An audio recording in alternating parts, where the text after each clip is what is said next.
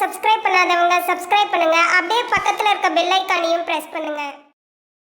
சிவராசி நேயர்களே, சனிப்பெயர்ச்சி 2025 உங்களோட ராசியை பொறுத்த வரைக்கும் 2025 வருடத்தோட சனிப்பெயர்ச்சி எப்படி இருக்க போகுது. அப்ப இதுக்கு முன்னாடி சனி எங்க இருந்தாரு அப்படின்னு பாத்தீங்கன்னா, உங்களோட ராசிக்கு தொழில் ஸ்தானத்துல இருந்தாரு. அதாவது 10வது வீட்டுல இருந்தாரு. இப்ப 11வது வீட்டுக்கு மாற போறாரு. சனி யாரு அப்படின்னு பாத்தீங்கன்னா, உங்களோட ராசியை பொறுத்த வரைக்கும் 9வது வீட்டுக்கும் 10வது வீட்டுக்கும் அவர் தான் அதிபதி. அவர் இப்ப லாபஸ்தானத்துக்கு வர போறார். இது நல்லதா கெட்டதா ஜோசியர அப்படின்னா நல்லது. சரி, இதுக்கு முன்ன என்ன செஞ்சார் சனி அப்படின்னு பாத்தீங்கன்னா, சனி உங்களோட ராசிக்கு தொழில்ஸ்தானத்துல இருந்தாலும் தொழில்ல ஏற்ற இறக்க நிலை அப்படிங்கிறத கலவையா கொடுத்துருப்பாரு. நம்பி தொழிலை ஒன்றும் பண்ண முடியாது. தொழில்ல மேல முதலீடு போடலாமா அப்படிங்கிற ஒரு குழப்பம் அப்படிங்கிறது இருக்கும். முதலீடு போட்டுட்டு அது வராம போச்சுன்னா என்ன பண்றது, நட்டமாயிட்டா என்ன பண்றது அப்படின்னு ஏகப்பட்ட தயக்கம் அப்படிங்கிறது இருக்கும். அதனால தொழிலை நம்பவும் முடியல, நம்பாம விட்டுட்டு போறதுக்கும் மனசு வரல, என்ன பண்றது அப்படின்னு தெரியாத ஒரு கையேறு நிலை அப்படிங்கிறதுல இருந்திருப்பீங்க. அது மாதிரி ஒரு இடத்துல வேலைக்கு போறவங்களுக்கும் பாத்தீங்கன்னா, 10 ரூபா வருமானம் வர்றவங்களுக்கு வேலை செய்யற இடத்துல மதிப்பு மரியாதையே இருக்காது. வேலை செய்யற இடத்துல மதிப்பு மரியாதை இருக்கிறவங்களுக்கு ஒரு ப்ரமோஷன் கிடையாது, ஒரு சம்பள உயர்வு கிடையாது. சும்மா அப்படியே இனிக்க பேசுறாங்கடா, ஒரு 10 ரூபா நமக்கு அல்ல அர்ஜென்ட்டுக்கு ஒரு அட்வான்ஸா கொடுன்னா கூட கொடுக்க மாட்டேங்கிறாங்க. என்ன பண்றது, ஏதோ கொஞ்சம் நல்ல மதிப்பு மரியாதையோட இருக்குமே அப்படின்னு சொல்லி ஓட்டிக்கிட்டு இருக்கேன் அப்படிங்கிற நிலைமை தான். இதே காலகட்டத்தில் சனியோட பார்வை உங்களோட ராசிக்கு 12, 4, 7 இந்த 3 வீட்லையும் விழுந்தது. சனி பயிற்சிக்கு பிறகு உங்களோட ராசிக்கே சனி பார்வை கிடைக்குது. ராசிக்கு 5வது வீடு 8வது வீட்டை சனி பார்க்க போறாரு. இப்போ இதுக்கு முன்னாடி 12வது வீட்டில் சனி பார்வை விழுந்துச்சு பார்த்தீங்களா. விரயஸ்தானத்தை சனி பார்த்து விரயத்தை பொடியாக்கி இருப்பாரு. ஆனால் நம்மளை கொஞ்சம் கடங்குடியாக்கி இருப்பார். ஏன்னா 12வது வீட்டை சனி பார்க்குறாரு அப்படிங்கிறப்ப ஏதாவது விரய செலவுகள் அப்படிங்கிறது சுப விரய செலவுகளாக பண்ணியிருப்பீங்க. ஆனால் கொஞ்சம் அகலக்கால் வைக்க விட்டுருப்பாரு சனி. ஒரு 10 ரூபா நம்மகிட்ட இருக்கு அப்படின்னு சொல்லிட்டு ஒரு இடம் வாங்கணும் அப்படின்னு போனோம்னா போய் எல்லாம் பேசி முடிச்ச பிறகு பார்த்தீங்கன்னா 13, 14 ஆகிப்போம். 4-5 லட்சம் கடன் வாங்கி போட்டு வச்சுட்டு இப்போ அதை அடைக்கிறதுக்காக துரத்திட்டு அலையிறோம்.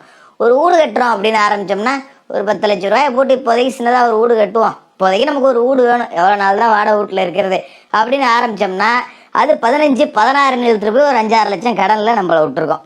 இப்படி இந்த விரயஸ்தானத்தை சனி பார்த்ததால கடங்குடியாக தான் ஆக்கி விட்டார். அது மாதிரி பார்த்தீங்கன்னா தாய் வழி சொந்தங்களில் பிரிவினை உண்டு பண்ணியிருப்பார். தாய்மாமன் வகையில் இருக்கலாம், இல்லை பெரியம்மா, இல்லை சின்னம்மா, தாயோட கூட பிறந்தவங்க, இவங்க வகையில் பகை அப்படிங்கிறத உருவாக்கி கொடுத்துருப்பாரு. அது மாதிரி 7வது வீட்லேயும் சனி பார்த்தார். அப்படிங்கிறப்ப கூட்டு தொழில் பண்ணுறவங்களுக்கு தொழில் கூட்டாளிகளை பிரிச்சிருப்பார். அதே மாதிரி மனைவி வழி சொந்தங்கள்கிட்ட பெருசாக நமக்கு பிரயோஜனம் அப்படிங்கிறது இல்லை. இப்போ ஒரு மாமனார் மாமியார் இருக்காங்கன்னா பேச்சுவார்த்தையே இல்லாமல் போடும். இல்லாட்டி எனக்கு ஏதோ இருக்கும் அப்படின்னு சொல்லிட்டு வர என்னன்னா என்ன அப்படிங்கிற நிலைமையில தான் அந்த உறவுகள் அப்படிங்கிறது ஓடி இருக்கும். அது மாதிரி பொண்ணு கொடுத்த இடத்துலையும் சரி, பொண்ணு கட்டின இடத்துலையும் சரி, பெரிய அளவில் நமக்கு 10 ரூபா பிரயோஜனம் இல்லை அப்படிங்கிற ஒரு நிலை அப்படிங்கிறது தான் கொடுத்துருப்பாரு.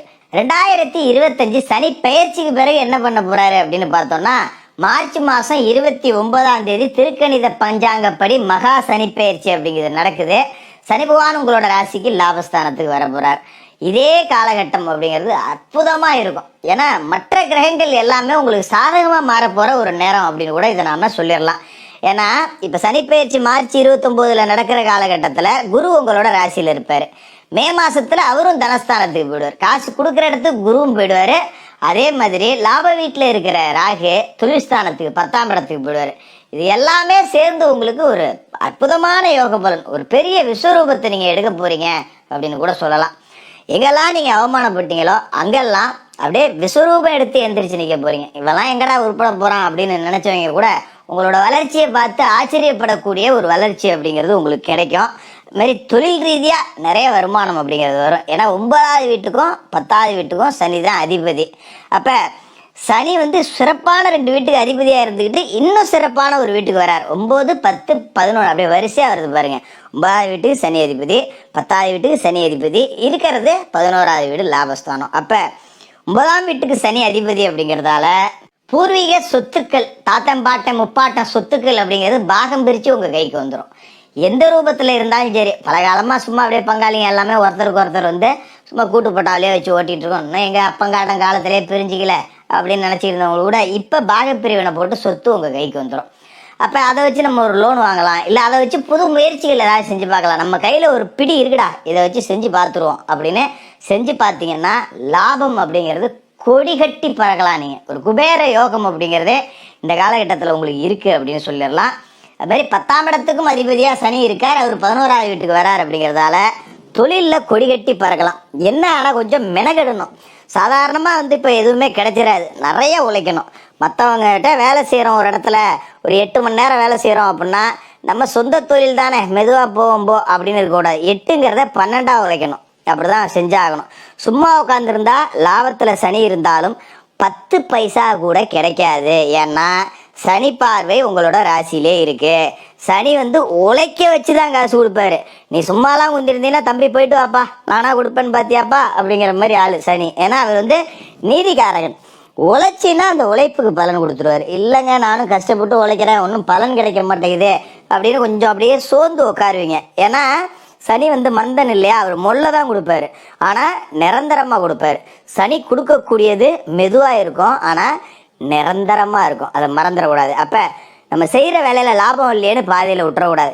செஞ்சுக்கிட்டே இருங்க. எப்போ உங்களை எங்கே தூக்கி கொண்டு நிறுத்தணும் அப்படிங்கிறது அவருக்கு நல்லாவே தெரியும். அதாவது கடமையை செய் பலனை எதிர்பாராதே அப்படின்னு சொல்லுவோம் பார்த்தீங்களா. அப்படிதான் சனி லாப வீட்டில் இருக்கும்போது உழைச்சிக்கிட்டே இருக்கணும். ஒரு இடத்துல வேலை செய்கிறீங்களா, மேல்மட்ட அதிகாரிகளுக்கு உங்களை பிடிக்கலையா, கூட இருக்கிறவங்களை பற்றி போட்டு கொடுத்துக்கிட்டே இருக்கானே, எதை பற்றியும் கவலைப்படாதீங்க. என் வேலையை நான் செய்கிறேன், எவனோ கிடைக்கிட்டு போகிறான், அவன் புத்தியாது, என் வேலையை நான் பார்த்துக்கிறேன் போ அப்படின்னு சொல்லிட்டு நம்ம பாட்டுக்கு நம்ம வேலையை பார்க்கணும். இந்த ஓப்பி அடிக்கிற வேலை, அடிக்கடி விடுமுறை போட்டு ஊர் சுற்றுற வேலை, இதெல்லாம் வச்சுக்காமல் நம்ம உண்டு நம்ம வேலை உண்டுன்னு இருந்தோம்னாலே மேல்மட்ட அதிகாரியை கூப்பிட்டு சனியை காமிச்சிடுவார். பாயாயோ இவனாயா வேலை செஞ்சுட்டு கிடக்கிறான், சும்மா ஒன்றும் இல்லாமல் காக்கா பிடிச்சிட்டு இருக்கோம், உனக்கு 10 ரூபா சம்பளத்தை கூட கொடுக்குறேன், இவனுக்கு குடியா அப்படின்னு சொல்லி உணர்த்திடுவார் சனி. அப்புறம் உங்களோட நிலைமை அப்படிங்கிறது உச்சத்தை நோக்கி தானாக போகும். உங்களோட வளர்ச்சியை தடுக்கவே முடியாது. அதே மாதிரி தான் தொழிலையும் நம்ம தான் முதல்ல போட்டிருக்கோம், வேலைக்கு ஆள் இருக்காங்க பார்த்து வாங்க அப்படின்னு இல்லாமல் நாம் இறங்கி உழைக்கணும். அதேமாரி நம்மக்கிட்ட வேலை செய்கிறவங்கள ரொம்ப கண்ணியமாக நடத்தணும். இதுதான் ரொம்ப முக்கியம். ஏன்னா சனி பார்வை ராசியில் இருக்கு இல்லையா, உழைக்கிறவனுக்கு நீ எவ்வளோ செய்கிற அப்படின்னு பார்ப்பாரு. அதுக்கு தக்கனதான் சனி உனக்கு கொடுப்பாரு. அதனால் வேலை செய்கிறவங்கள்ட்ட கடிஞ்சிக்காம நல்ல முறையாக பேசி நல்ல முறையாக வேலை வாங்கி அவங்களுக்கு உண்டானது எல்லாத்தையும் செஞ்சு கொடுத்தீங்கன்னா உங்களுக்கு உண்டானது எல்லாத்தையுமே சனி செஞ்சு கொடுத்துக்கிட்டே இருப்பார். அதனால் நீங்கள் அதை பற்றி கவலைப்பட வேண்டியதில்லை. இது மாதிரி கடன் எல்லாத்தையுமே அடைச்சிடலாம். இந்த 2025 எல்லா கடனும் அடைஞ்சி போச்சிடறேன், நான் 10 ரூபா மிச்சத்தில் தான் இருக்கேன் அப்படின்னு சொல்லக்கூடிய அளவுக்கு வளர்ச்சி அப்படிங்கிறது இருக்கும். இருந்தாலும் சொந்த ராசியில் சனி பார்வை இருக்குது அப்படிங்கும்போது 10 ரூபா வந்தாலும் நான் தான் பெரிய ஆள் அப்படிங்கிற எண்ணம் வந்துச்சுன்னா முடிச்சு விட்ருவார் சனி. அதில் எந்த மாற்றமும் இல்லை. அதனால் எப்போதுமே நம்மக்கிட்ட நிறைய நன்மைகள் அப்படிங்கிறது நடக்கிறப்ப நம்மளால் முடிஞ்ச நன்மையை 4 பேருக்கு செய்யணும். இதை தான் சனி எதிர்பார்ப்பார். நல்லா உழைக்க வச்சு அதுக்கு உண்டான பலன் கொடுப்பாரு. இதுமாதிரி 5ஆவது வீட்டில் சனி பார்வை விழுவுது இல்லையா, பூர்வ புண்ணியஸ்தானத்தில் சனி பார்வை விழுவுது. நான் ஏற்கனவே சொன்னேன் பார்த்தீங்களா, சொத்து கிடைக்கும்னு. அந்த சொத்து பலவிதமான சிக்கல்கள் இடைஞ்சல்களுக்கு பிறகுதான் உங்களுக்கு கிடைக்கும். ஏகப்பட்ட பாக பிரிவினைக்கு சண்டை போட்டுக்கிற மாதிரிலாம் இருக்கும். அது ஒன்றும் பெரிய பிரச்சனை இல்லை. எதாக இருந்தாலும் உங்கள் கைக்கு வந்துடும், கடைசியில் ஜெயிக்க போகிறது நீங்கள் தான். இருந்தாலும் புத்திரஸ்தானம் அப்படிங்கிறது 5ஆவது வீடு அப்படிங்கிறதால பிள்ளைகளை கொஞ்சம் கட்டுப்பாட்டில் வச்சு வளர்த்துக்கணும். பள்ளிக்கூடத்துக்கு போகிறேன்னு சொல்லிட்டு எங்கேயாவது ஊர் சுற்றிட்டு இருக்கோம், காலேஜுக்கு போகிறேன்னு சொல்லிட்டு எங்கேயாவது பயிலோ கூட சுற்றிட்டு கிடக்கும். இல்லைனா பிள்ளைய ஒழுங்காக படிக்காது, படித்து முடிச்சுட்டு வேலைக்கு போகாமல் வீட்டில் தண்டமாக குந்திருக்கும். இந்த மாதிரி பிள்ளைகள் வகையில் கொஞ்சம் பிரச்சனை வரும். இந்த மாதிரி பிள்ளைகளுக்கு வரன் பார்க்க போனாலும் சரியான வரன் அப்படிங்கிறது அமையாது. அந்த விஷயத்தெல்லாம் கொஞ்சம் கவனமாக இருங்க. பிள்ளைகள் விஷயத்தில் கொஞ்சம் விட்டு கொடுத்து போங்க. அதே நேரத்தில் கண்காணிப்புலையும் வச்சுக்கணும், அதை மறந்துடக்கூடாது. அதுமாதிரி அஷ்டமஸ்தானம் அப்படிங்கிற 8ஆவது வீட்லேயும் சனியோட பார்வை அப்படிங்கிறது விழுவுது. இப்போ என்ன பண்ணுவார் சனின்னா, கொஞ்சம் நமக்கு 10 ரூபா காசே வந்தாலும் இதை வச்சுட்டு என்னடா பண்ணுறது அப்படின்னு ஏகப்பட்டதை யோசிச்சுட்டு உட்காந்துருப்போம். ஒன்று கிடக்க ஒன்றை போட்டு மனசை குழப்பிக்கிட்டு தூங்காமல் கொள்ளாமல் கிடக்கிறது. அதெல்லாம் மறந்துடுங்க. எது வந்தாலும் நான் நல்லா இருக்கேன், முன்ன இருந்ததுக்கு இப்போ நான் எவ்வளோ பரவாயில்ல அப்படிங்கிற மனநிலையை வளர்த்துங்க. 10 ரூபா காசு பணம் இருந்ததுன்னா தான தர்மம் பண்ணணும். அதுதான் சனி பகவானுக்கு ரொம்ப பிடிக்கும். அது யாருக்கு பண்ணணும் அப்படின்னா, இயலாதவர்களுக்கு பண்ணணும். கை கால் முடியாதவங்க, மாற்றுத்திறனாளிகள் இருப்பாங்க, சாலையோரத்தில் வச்சுக்கிட்டு இருப்பாங்க, ஒன்றுமே அவங்களுக்கு உதவியே இல்லாமல் நிர்கதியற்ற நிலையில் நிற்பாங்க பார்த்தீங்களா. அந்த மாதிரி ஒன்றுமே முடியாதவர்களுக்கு உங்களால் முடிஞ்ச உதவிகள் அப்படிங்கிறத செஞ்சுட்டு வாங்க. லாபத்தில் சனி, தனஸ்தானத்துக்கு குரு மே மாதத்தில் மாற போகிறாரு. ராகுவும் அதே நேரத்தில் பார்த்தீங்கன்னா உங்களோட ராசிக்கு தொழில் ஸ்தானத்துக்கு மாறுவார். இப்படி அற்புதமான கிரக சேர்க்கை அப்படிங்கிறது அமையவே அமையாது. அப்படி ஒன்று அமைஞ்சிருக்கு. சரியாக பயன்படுத்திக்கிட்டிங்கன்னா இந்த 2025 உங்களோட வாழ்க்கையில் செட்டில் ஆகிடலாம். ரிஷபராசிக்காரர்களுக்கு வாழ்த்துக்கள். மேலும் தகவலுக்கு எங்கள் சேனலை மறக்காமல் சப்ஸ்கிரைப் பண்ணுங்கள். நன்றி.